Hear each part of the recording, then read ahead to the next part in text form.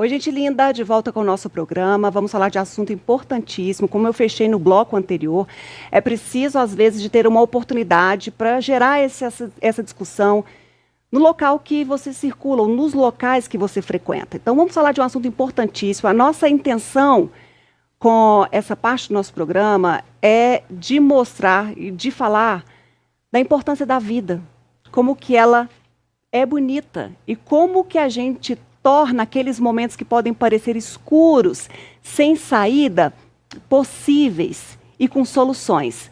Eu convidei um time aqui para a gente falar de fatores que levam ao autoextermínio, para a gente falar dos sinais que acendem, a gente deve ficar alerta, as campanhas que são muitas, aquela rede de apoio que é importante, as ações públicas, as atividades que são gratuitas e que são para todo mundo. É preciso a gente quebrar esse tabu e falar sobre isso, identificar os sintomas, resolver o problema, porque tem solução. Então, nós vamos falar com a Gabriela Lara dos Santos, ela que é psicóloga, coordenadora do Ambulatório Psicologia de Atenção Especializada de Patos de Minas. Como vai? Tudo bem, Gabriela? Tudo bem, Ludmila. É um prazer estar aqui com você. Fico feliz de tê-la aqui também, assim como a Ana Cristina Marinho, que é supervisora e referência técnica de Centros de Atenção Psicossocial de Patos de Minas. Prazer Como estar vai, aqui. Ana? Tudo bem? Tudo bem, graças a Deus. A Bruna Borges, que demorou a voltar ao nosso programa, mas voltou hoje. Ela que é psicóloga. Como vai, Bruna? Tudo bem? Tudo bem. Ótima também. A Cionária. Vocês já viram esse rosto também que algumas vezes eu sempre faço questão de tê-la aqui, não só no Setembro Amarelo, mas é um assunto que a gente fala com uma certa frequência no nosso programa, porque tenho certeza, e eu já ouvi muitos relatos, que é uma oportunidade que gera desses diálogos nesses espaços que a gente falava. Como vai, Cionária? Bem, Ludmila, obrigada pelo convite. A Cionária, ela que é do projeto Ainda Resta Esperança, nós vamos falar mais sobre esse projeto. A Elisa também, que faz parte do Ainda Resta Esperança. Como vai, Elisa? Boa noite, obrigado pelo convite. E a gente está aqui para falar de assuntos sérios, né? Precisos e necessários. Sim, não é? E de esperança também. Exatamente, de caminhos de acolhimento, porque é tão importante a gente falar sobre isso, que tem tantas pessoas prontas e a qualquer momento para oferecer um abraço, para oferecer uma solução, para agir imediatamente. Por isso que a gente fala na questão da prevenção, que é possível. Ô, Bruna, eu começo com você para a gente entender de novo e as pessoas ficarem atentas a esses.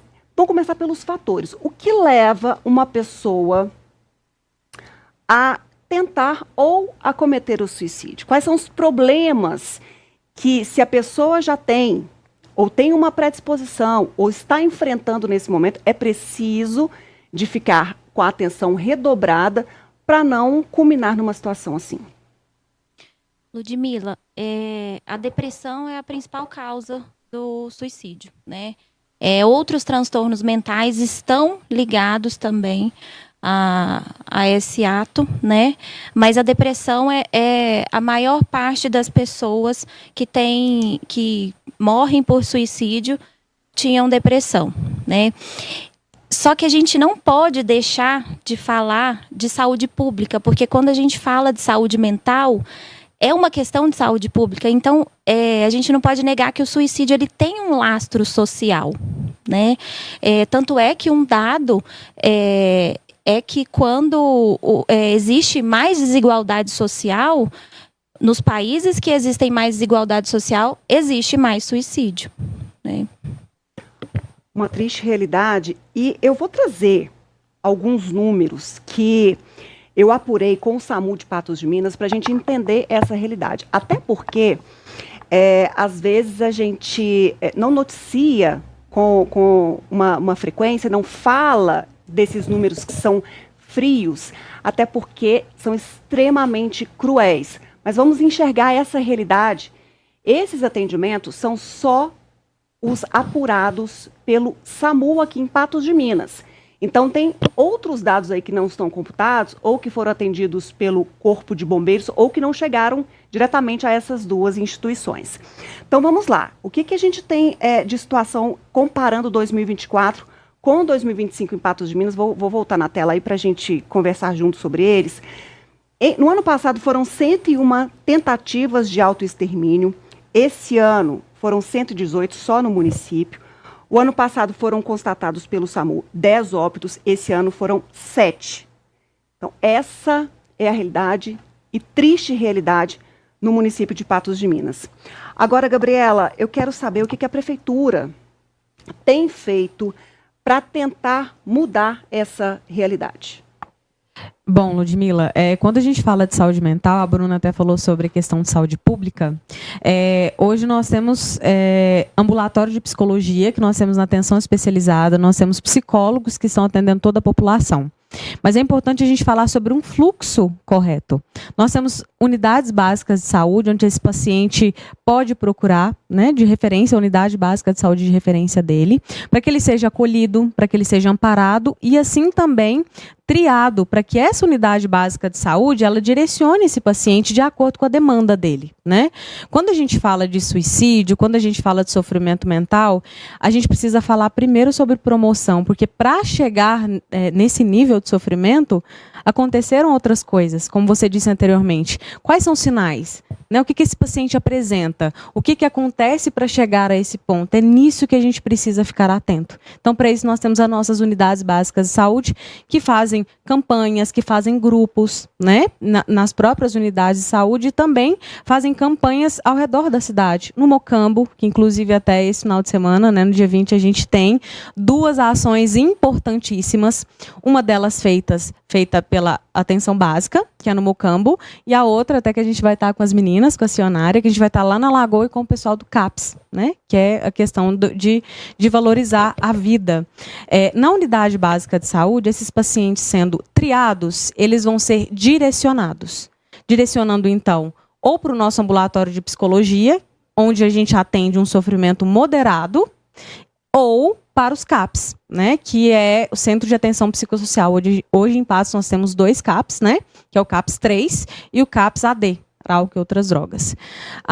Gabriela, então quer dizer que o paciente precisa procurar sempre a unidade básica de saúde para ser atendido? Não. Os CAPs, eles não são porta de entrada, mas são porta abertas, né? São portas abertas. Então, qualquer paciente, em qualquer momento, pode procurar os CAPs. Inclusive, quando a gente fala de saúde pública, quando a gente fala de apoio de acolhimento, a gente não pode esquecer de falar sobre o CVV, que é o Centro de Valorização da Vida. Poucas pessoas conhecem, que é só discar 188. Que é um contato onde você pode ter acolhimento 24 horas, né? Afeto e acolhimento em relação ao sofrimento. Então, a atenção básica e a atenção especializada está sempre envolvida em campanhas, não só para promover a questão do Setembro Amarelo, mas como outras campanhas também em relação à valorização da vida. A gente vai voltar a falar sobre isso, porque agora eu quero ouvir a Cionária. Quando a gente fala de sinais, e a Gabriela coloca a importância de se ter a atenção devida, porque às vezes nessa correria que a gente anda, a gente mal tem tempo de nos cuidarmos da forma como gostaríamos ou mais que merecíamos. E nem sempre os sinais são tão evidentes, não é, Cionária? A Cionária, ela já esteve em nosso programa, a gente já realizou algumas matérias e sempre eu acompanho o cuidado que ela tem nessa campanha em favor da vida. Porque no início de 2023 ela perdeu o filho, o Igor, e desde então ela resolveu ressignificar a vida e levar palavra de acolhimentos, palestras, tratar dessa temática em diversos espaços e até mesmo em escolas. Quando a gente fala de sinal, o Igor, você percebeu algum sinal? E hoje, quando você conversa com adolescentes, com adultos, quais são os relatos que você ouve? Então, Ludmila, o meu filho, ele não deu sinais, né? Foi literalmente um caso atípico, porque a grande maioria dão, né, muitos sinais. Aliás, hoje, o que eu percebo nos jovens, muitos sinais. Muitos sinais. Então, você se aproxima de um jovem, você começa a conversar, em pouco tempo você já percebe ali. Nem que seja uma ansiedade, bem moderada ali, bem no início. Então, a gente precisa ficar atento a isso. Porque, como você mesmo disse, nessa correria do dia a dia, hoje a gente, infelizmente, já está percebendo crianças ansiosas. Então, crianças, adolescentes, adultos, idosos. Então, infelizmente, precisa-se ficar muito atento com saúde mental, porque é algo muito sério e muito perigoso. E, às vezes, as pessoas ignoram esses sinais quando se trata de crianças e adolescentes, porque fala, puxa, você só estuda, não faz nada, não trabalha, não tem responsabilidade de casa. E aí diminui aquele sofrimento que é externado, não dá nenhuma atenção. E quando para perceber, às vezes pode estar numa situação muito ruim, muito drástica.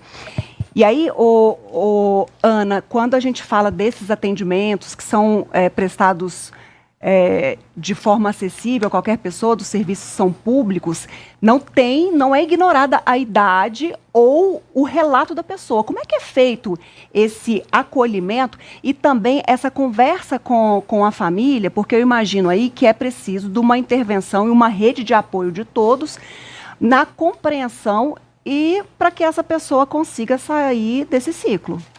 Então, não é ignorado, né, de forma nenhuma. Os dois CAPs aqui da cidade, tanto o CAPS 3, que é para transtornos mentais, tanto o CAPS AD3, que é para usuários, né, que fazem uso abusivo de álcool e outras drogas, os dois atendem crianças, adolescentes e adultos, né, em qualquer idade. A gente está em construção, né, do CAPS infantil. A inauguração a gente pretende fazer no final do ano que vem, né, de 2026, mas independente disso, eles são acolhidos em qualquer idade nos CAPs, né? Então, eles são acolhidos, seja por demanda espontânea ou levados por familiares. Eles são levados ao CAPS, são encaminhados, é feito um acolhimento inicial com um profissional de nível superior, né, seja ele psicólogo, assistente social, enfermeiro, farmacêutico. Então, é feito o referenciamento para o médico clínico de plantão, né? E, a partir disso, a gente vai avaliar o quadro desse paciente, né? Independente da idade. E daí vai começar o projeto terapêutico singular desse paciente. Deixa eu falar com a Elisa, que faz parte desse projeto junto com a Cionária. Tem mais pessoas que são envolvidas, até porque a gente vê a campanha ganhando volume e eu quero saber do interesse. Quando vocês fazem essas abordagens, essas ações, Elisa, vocês percebem cada vez mais pessoas interessadas ou até às vezes antagônicas para discutir sobre esse problema que a gente vê as estatísticas aí nos mostrando uma realidade severa? Olha, nós estamos com grande aceitação da comunidade, embora que a associação ainda muito jovem, né? Está com 2 anos e já dispomos de uma gama de trabalho, que fornece os encontros terapêuticos, várias atividades, como uma das que eu coordeno, que é sobre o luto, principalmente essas mães que perderam seus filhos com o suicídio, né?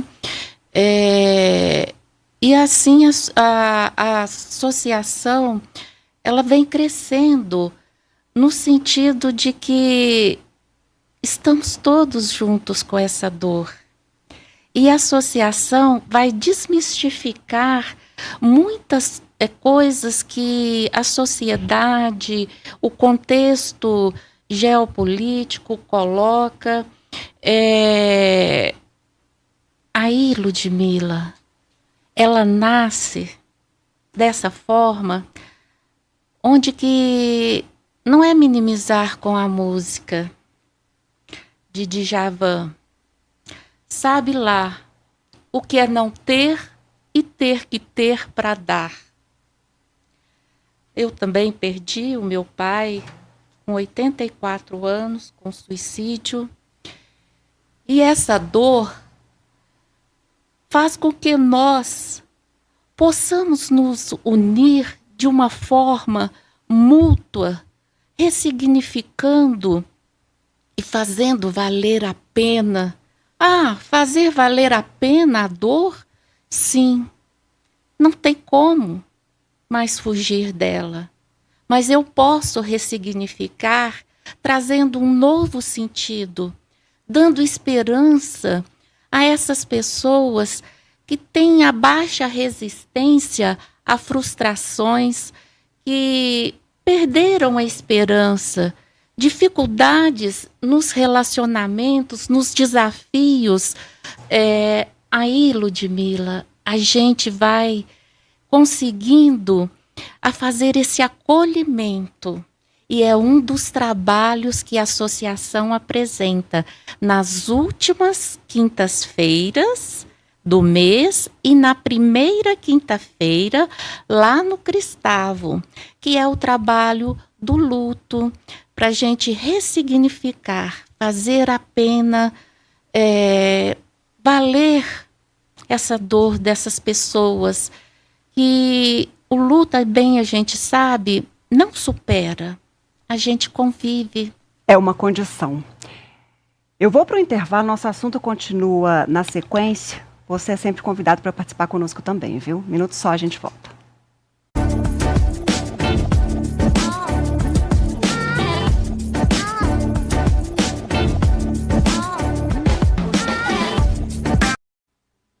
Gente, ainda de volta com o nosso programa, assunto importantíssimo agora. Ô, Bruna, eu quero entender como é que é possível a gente evitar chegar nessa condição e como que a gente pode monitorar a nossa própria condição, se a gente tem essa percepção, ou é preciso que o outro seja, né, o pai, a mãe, a esposa, o marido, o filho, perceba isso. Como é que a gente faz, então, essa rede de uma pessoa que já está numa condição, de repente está ansiosa, angustiada, entrando num quadro de depressão ou depressiva. Então, como é que a gente cerca esse ciclo para evitar crises, para evitar tentativas?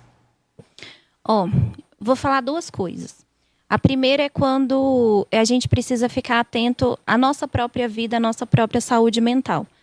Quando você já começa a perceber, né, que você não gosta mais de fazer as coisas que você gostava antes, está se sentindo mais cansada, está se sentindo com mais preguiça, está se sentindo muito mais sono do que o normal ou menos sono do que o normal, falta de apetite, aumento de apetite. Qualquer coisa que esteja anormal para a sua vida já é um sinal de alerta para que você procure a ajuda de um profissional da saúde. Não necessariamente precisa ser um profissional da saúde mental, né? Porque tudo isso é sintoma de depressão, sabe? Então, isso é muito importante a gente ficar atento. Outra coisa quando a gente tem alguém perto da gente, seja na família, seja no trabalho, no ciclo de amizade, que está passando por um sofrimento, essa pessoa precisa muito de escuta. Essa pessoa precisa muito de acolhimento. E isso não precisa ser feito somente por um profissional da saúde mental. E aí, como é que acolhe? Qual que é o jeito certo? Porque, às vezes, a gente nem percebe e começa a julgar. Como eu estava falando do julgamento com as crianças e adolescentes antes, às vezes a gente julga, mas por que você está assim? Você está tão bem? Tem tudo na vida. Para que você está desse jeito? O que explica? E começam as comparações e os julgamentos, o dedo na cara. Então, como é que a gente faz esse acolhimento para aliviar aquela situação naquele momento? Sabe o que acontece? Muitas vezes, eu já escutei isso de muitas pessoas. Eu não sei o que dizer no momento que a pessoa está sofrendo. O simples fato de você se mostrar interessado no que ela está falando vai fazer essa pessoa entender que ela é importante porque ela é importante. E ela não está se sentindo importante. Se ela está em sofrimento psíquico, ela não está se sentindo importante, ela não está se sentindo amparada.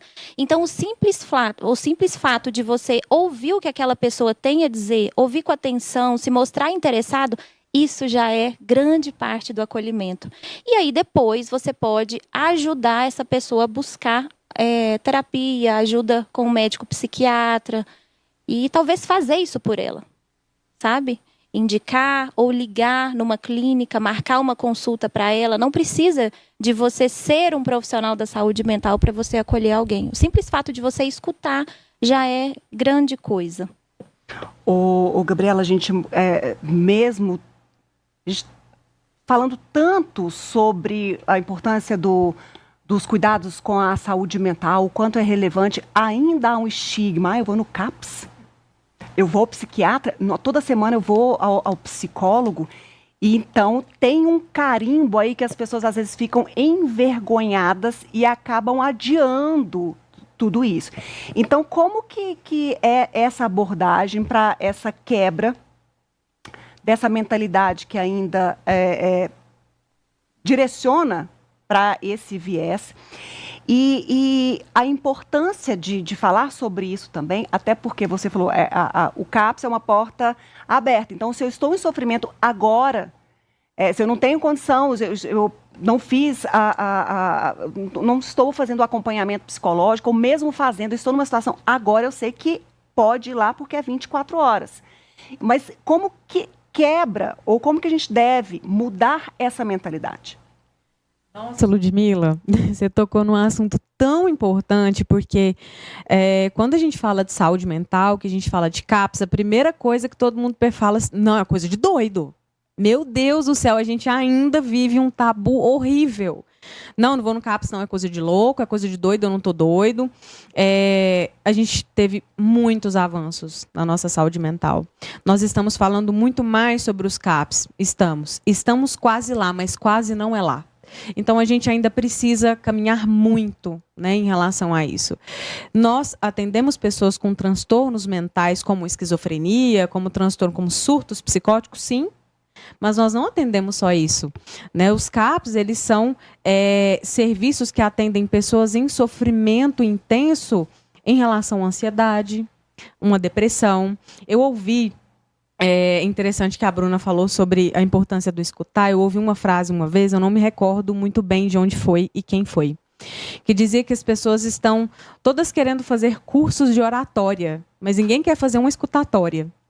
Ninguém quer treinar para escutar, né? Porque não é só ouvir, é escutar. É bem diferente, né? E quando a gente está disponível, tendo disponibilidade a ouvir e a escutar, já é um passo gigantesco.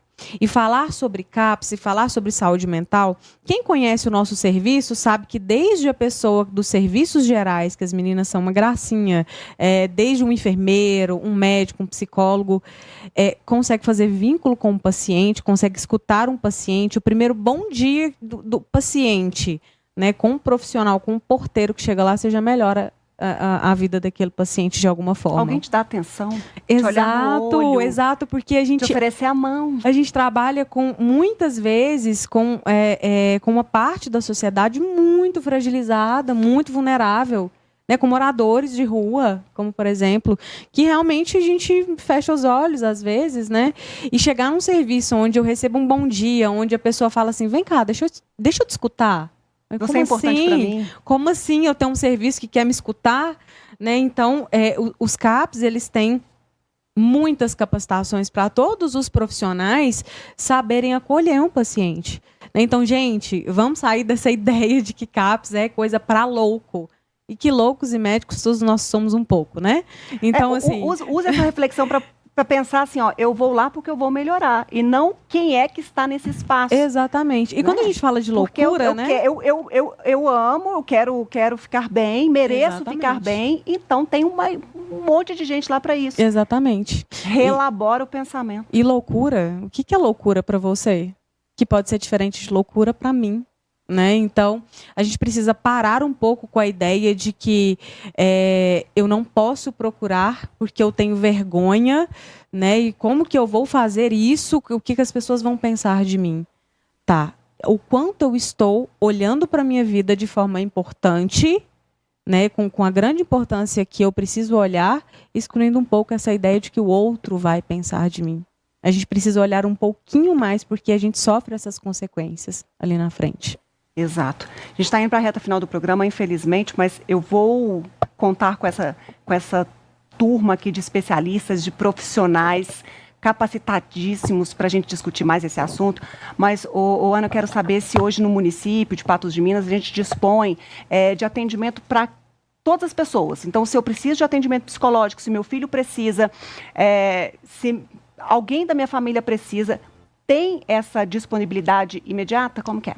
Sim, aí vai depender de cada caso, né? Na questão, a gente tem a atenção básica, que a Gabi falou, e os CAPs. Os CAPs são para casos graves e persistentes, né? Então, tem que observar os sinais e sintomas, né? Tem planejamento suicida, pensamentos suicidas, ideações, né? Já fez tentativa de autoextermínio, depressão, esquizofrenia, transtorno afetivo bipolar. Então, tem que olhar se os casos são graves e persistentes. Aí, a porta de entrada vai ser os CAPs, né? E na questão de média complexidade, a gente tem a atenção básica, que eles vão referenciar para o ambulatório de psicologia. Mas a fila de psicologia, né, depois que começou a fazer a regulação, já diminuiu bastante. Então, as vagas saem bem rápido. Cionária, eu quero falar sempre mais dessa campanha, que eu tenho muito respeito por você e por esse projeto Ainda Resta Esperança. Eu sei da sua responsabilidade, eu sei que você, o tempo todo eu vejo alguma ação, tem um bazar, tem algo para poder continuar esse movimento que é forte, mas vamos então chamar as pessoas para essas campanhas que são reforçadas no Setembro Amarelo, mas não se resumem, como a Elisa falou, tem encontro todos os meses de grupos de mães, de famílias, com vários assuntos, então dessas ações que são reforçadas nesse momento que a gente chama, coloca o holofote nele. Conta pra gente mais como que a gente participa. Então, a associação hoje oferece a escrita terapêutica na segunda-feira, 19h30, pela plataforma Google Meet. Então, a gente sempre na página do Instagram, toda segunda, a gente divulga o link. Qualquer pessoa pode entrar. Então, essa escrita terapêutica nos ajuda muito, né? Contamos com a facilitadora Caísa Santana, que é psicóloga, né, que coordena essa atividade. Na terça-feira, nós temos o Navegando pelas Emoções, onde a gente traz temas sobre autocuidado e autoconhecimento. Primeira e última quinta, né, ressignificar perdas e lutos, luto da dor à luta. E uma vez no mês, nós temos roda de conversa também. E eu quero aproveitar para convidar todos vocês. Amanhã acontece a nossa roda de conversa do mês de setembro, com o tema suicídio. Nós contaremos com o psiquiatra Dr. Fábio Nascimento, a psicóloga Ludmila Ribeiro e a psicóloga Ohana Hassan, que conduzirão essa roda amanhã às 19h30 lá no Cristavo. E todas as outras atividades também acontecem no Cristavo às 19 horas. Então, vocês estão todos convidados. E nesse mês de setembro, a gente aproveita. Como tem muitas movimentações e muitas ações, nós somos mais ouvidos. Então, a gente aproveita essa oportunidade. Nesse sábado, dia 20, a partir das 8 horas, na Orla da Lagoa Grande, né, em parceria com o CAPS, nós estaremos realizando a ação de Setembro Amarelo. E lá nós estaremos oferecendo várias atividades para a população, todas gratuitas. Então, vamos ter aferição de pressão, medição de glicose, corte feminino e masculino, pintura facial para as crianças. Se cuidar, se amar, mostrar o valor, sair daquela rotina de casa, sabe? Chama alguém, vamos lá dar uma voltinha. Exatamente. Sei que vai ter picolé. Vai ter picolé. Vai ter picolé, já ter pipoca. Aqui, vamos ter orientação jurídica, teremos uma aula de respiração, meditação e também no dia 27 nós estaremos realizando a Blitz da Vida. Nós estaremos no centro da cidade, né, distribuindo mensagens, distribuindo abraços, atenção, olhares, escuta ativa. Estaremos lá no centro para ter esse contato com a população, porque a associação busca em todas as atividades tirar esses tabus. E a gente faz o quê? Promove espaços de muito acolhimento, de segurança, para que as pessoas possam ir tranquilas. Porque, como foi falado aqui pela Bruna e pela Gabriela, ainda se tem muito preconceito de falar que vai para um psiquiatra ou para uma psicóloga. Então, as nossas atividades já são todas nesse formato informal, justamente para que todos possam ficar à vontade, principalmente aquele que tem resistência a um consultório.